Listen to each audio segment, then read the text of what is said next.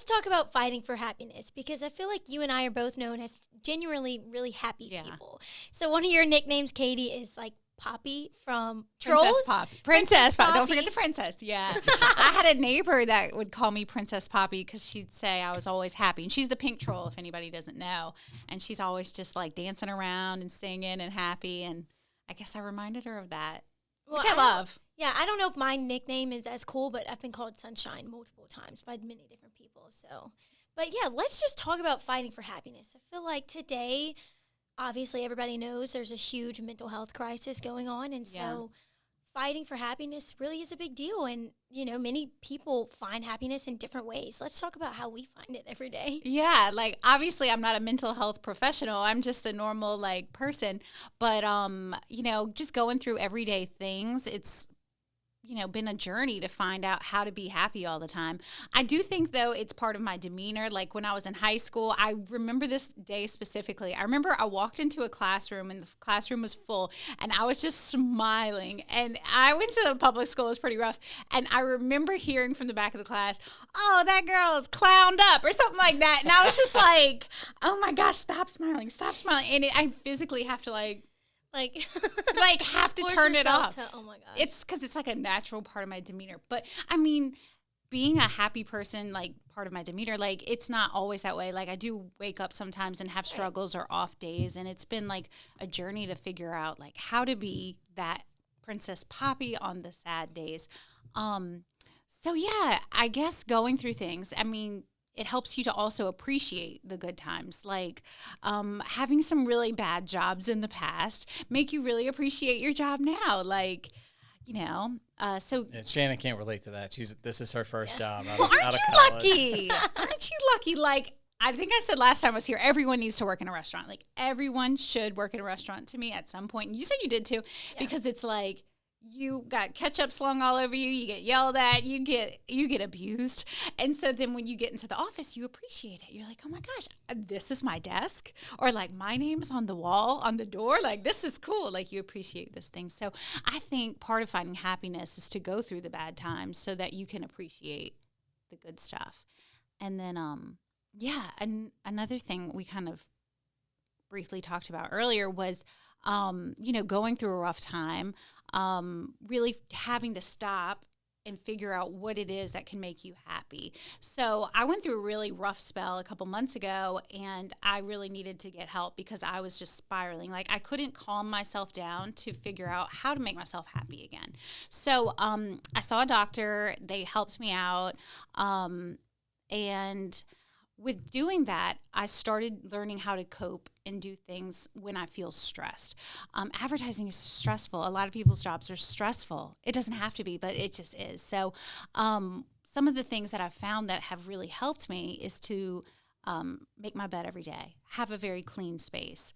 My room is the cleanest room in the house because I live with a bunch of terrorists and they destroy everything. I have a dog, I have a 7-year-old, and I live with an artist, my sister. And so there's just stuff everywhere. So if I keep my little space as clean as I can, it really just helps me. So your environment has a lot to do with how mentally happy you feel up here. I think a lot of people can vouch for that, because if you are in a rush and your stuff is everywhere, that causes more stress. Like when you come home, that needs to be your stress-free zone, like your safe space, you know? When I go to Target or Walmart, if I go down the cleaning aisle, like it brings me happiness in a weird way. Like I love my Scrub Daddy. I own like 3 or 4 vacuum cleaners. Like I am a clean person and it just literally makes me happy. So anyways, that's one of the things that has always made me happy.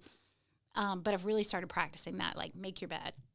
I think what's good, what a good point about this is too, is that you almost like have a morning ritual that kind of like kicks off your day, that starts you in a better mood. And I think that could be part of what it is. Like every day, even if you're feeling a little bit lower, it's like, all right, I'm going to make my bed. And all of a sudden you feel a little bit better so you can get moving. I try to do this with like working out, like getting to the gym. And those mornings that I don't, it dictates the rest of my day, you know? So it's like, all right, let's just go ahead, fight that resistance, get to the gym, even if it's just getting there and doing, maybe not throwing a bunch of weights up, but maybe even walking on the treadmill to know that you did it. You got a little bit of exercise in. You feel that little ring on your watch.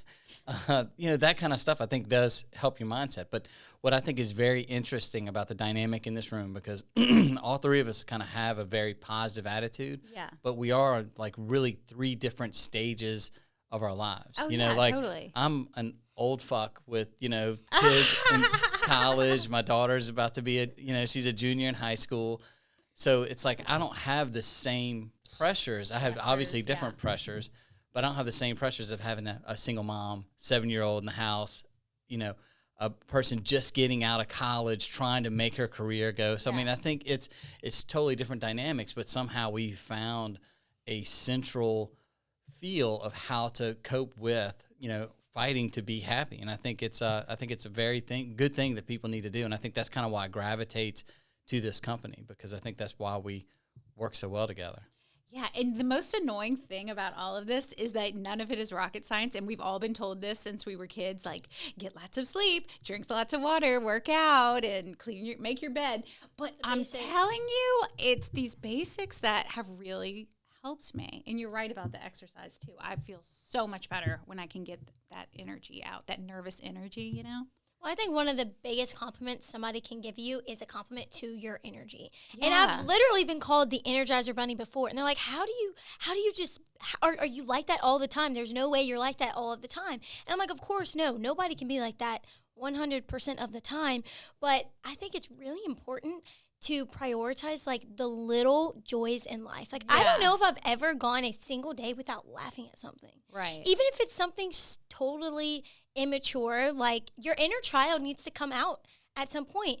And yes, I am a very serious person. Like, y'all know, I'm like chop here and there, but it's also like, I don't take myself too serious. Yeah. So like, I laugh at stuff and I have a little bit of an annoying laugh and I don't really care, but it's fun to like let loose a little bit. Cause if you take everything in life so serious, I just feel like that makes the stress compile on. Like, let your inner child come out. Yeah, I mean, I think it's so important to being at work and having a good time. Like, I've always been a big proponent of like, we're here, like, let's totally make the best of it. We're here, 8 hours a day or whatever, but just to take the time out and make it fun.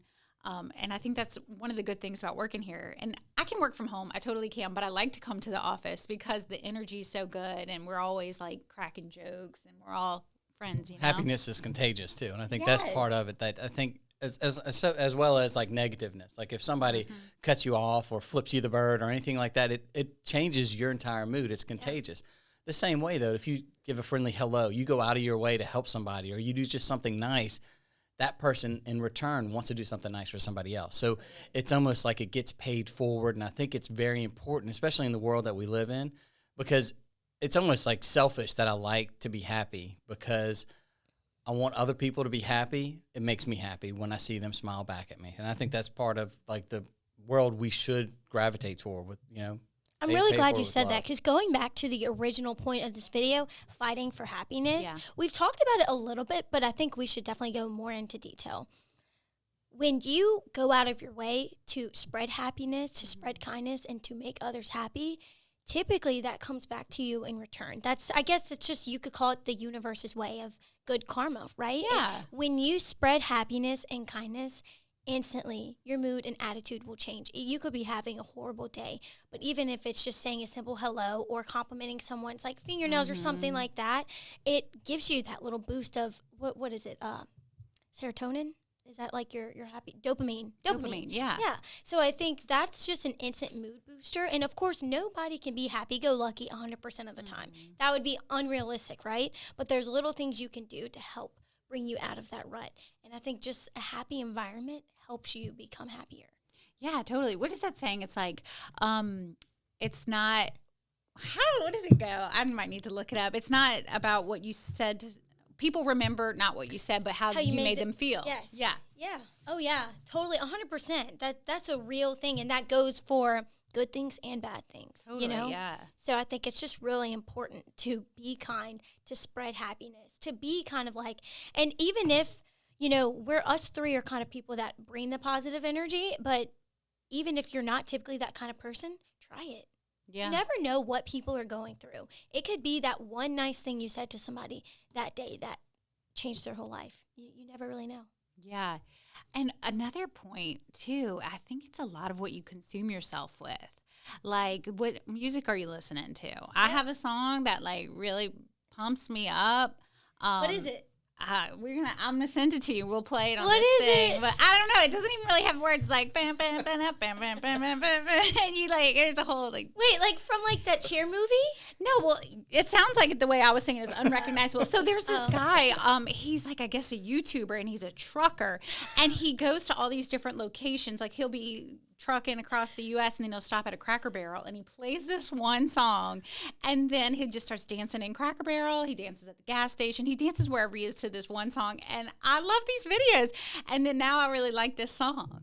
It pumps me up. I think like what's a song that no matter what mood I'm in will instantly like make me smile. Fergalicious? I don't know. I like Fergalicious. I think I heard it yesterday. probably like, Mambo number 5 and maybe like Hey Ya. Yeah, that's a good I don't know. I think that's by Outkast. But Mambo number 5 instantly reminds me of Mardi Gras with the it just puts me in a good mood. I actually used to play Mambo number 5 for the kids at my Mimi's daycare. I would wake them up from their nap time by playing Mambo number 5.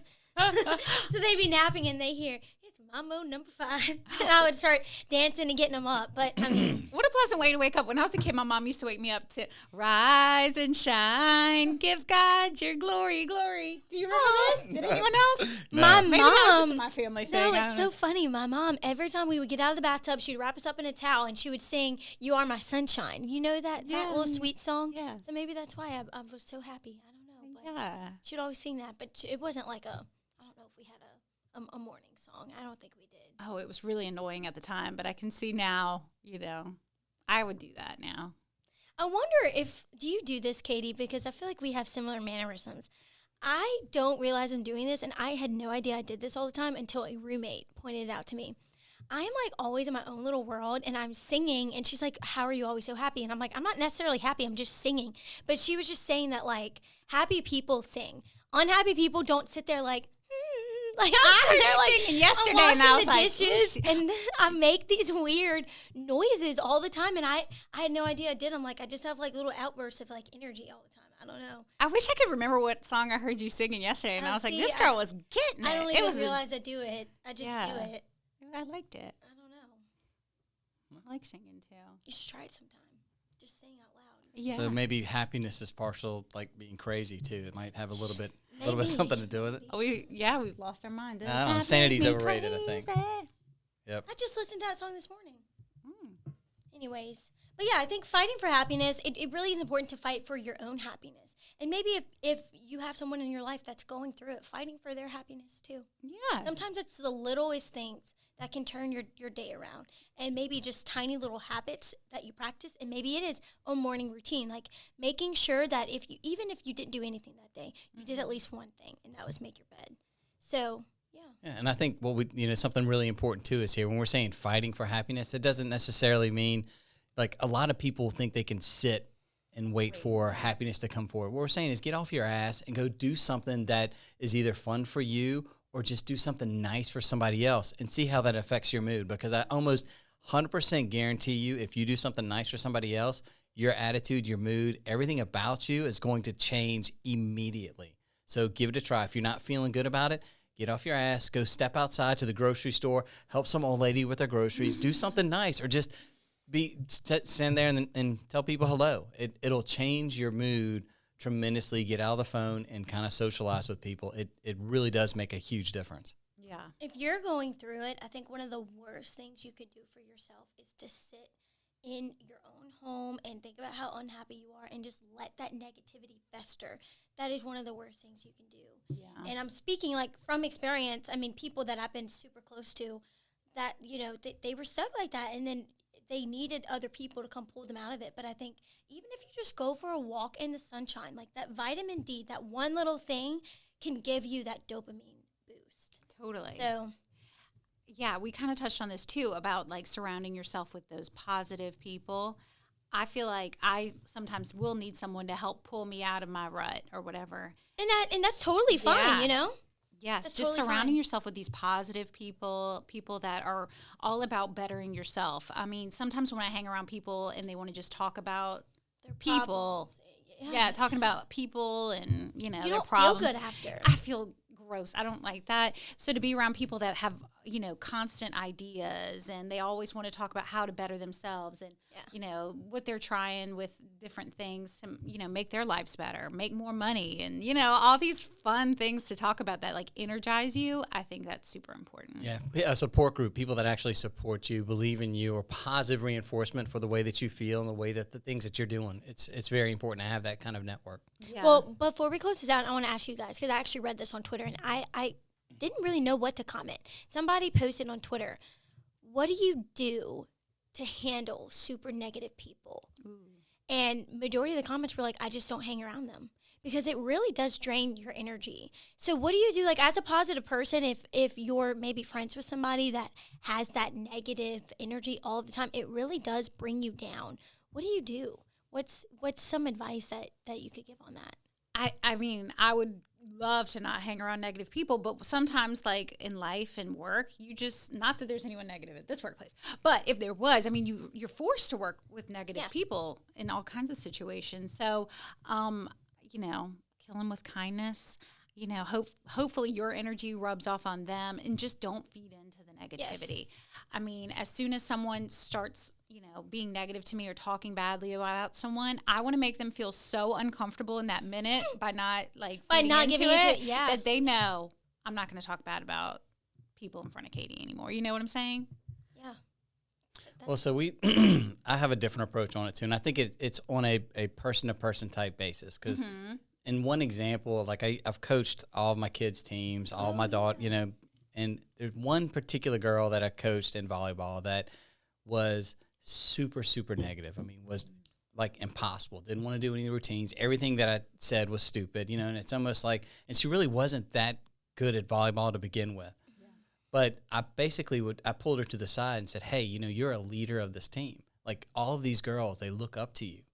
And she's like, what? So it all of a sudden gave her a different role, a different mindset. I said, so if you could do me a huge favor, I need you to be like an assistant coach. I need you to help me get these people in order. And they do it, they'll lead by example, by you going through these things and having a positive attitude about it is going to help everybody else. And this team gets a lot better because you are a leader, because they're all looking at you when you're doing these other things. Mm-hmm. So if you wouldn't mind, and it helped a lot. I mean, but I think, again, when you coach these things on rec level, you get them for a month, and then she probably is back to being an asshole again. But either way, it's just, there's ways to try to positively influence people without pushing them to the side.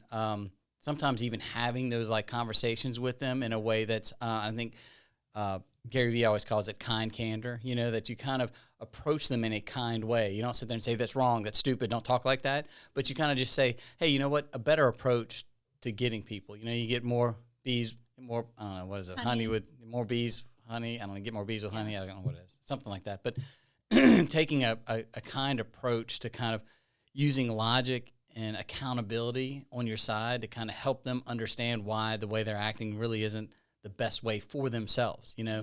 And you put it on how to benefit their life by having a little bit more positive. And be a role model, I guess, is the best thing you can do. But there's some people you just can't help. They just... Mm-hmm.